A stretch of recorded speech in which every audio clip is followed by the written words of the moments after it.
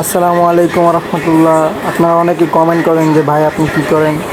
এই যে দোকানে আমি কাজ করি দেখেন, আর এই যে আজকে দোকানের বাইরের অবস্থা পুরো পোকামাকড় দিয়ে ভরে গেছে, যার কারণে মনে করেন দোকানে থাকা যেতেছিল না।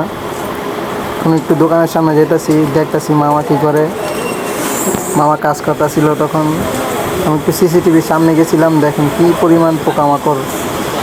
তারপরে লাইটটা জ্বালাইছিলাম, দেখেন আপনারা দেখেন কী ধরনের পোকা। এগুলোর গন্ধ আর বন বন একদম কান মাথা সব মনে করেন ব্যথা বানা করতেছিল। তারপরে হাঁটতে হাঁটতে বাইরে চলে যেতেছিলাম। ম্যাজিক টুল দিতেছি আপনারে।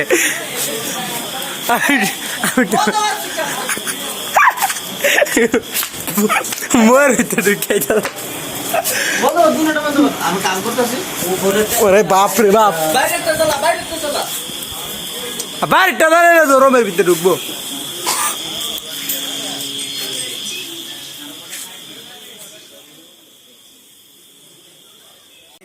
তারপরে একটু মামার হাতে ফোনটা দিয়েছিলাম, দেখুন মামা আমাকে একটু ভিডিও করতেছিল, পোকাগুলোকে ভিডিও করতেছিল। ওরা আমি লাইটটা বন্ধ করে দেওয়ার পরে দেখুন কীভাবে পোকা। আপনারা যারা আমার ভিডিওতে লাইক কমেন্ট করেন না, তাদের বাসায় এই পোকাগুলো নিয়ে দিয়ে আসুন। আপনারা সবাই প্রস্তুত থাকেন। তারপরে মনে করেন গবেষণা কেন্দ্র দিয়ে গেলাম, দুধগাড়া বাজারের গবেষণা কেন্দ্র, এখানে গবেষণা করে। আর একটু সামনে লক্ষ্য করলে দেখতে পারবেন মামায় চা অর্ডার দিতেছিল। আর একটা মুরব্বি, এই যে এই মুরব্বিটা মনে করেন আমার দিকে এমনভাবে তাকাইছিল, মনে হচ্ছে আমি আসামি।